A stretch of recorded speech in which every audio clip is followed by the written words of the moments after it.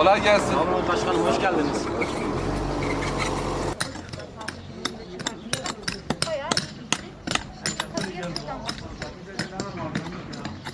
Hadi.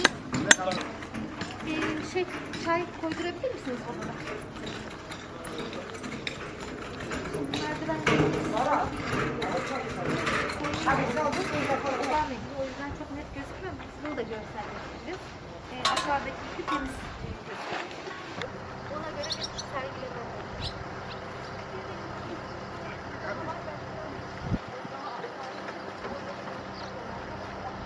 Şey yap, hayvanı kıstırma ona. Onların tahrip olmaması lazım. Oraları Vay siz be. ilan etmeniz lazım.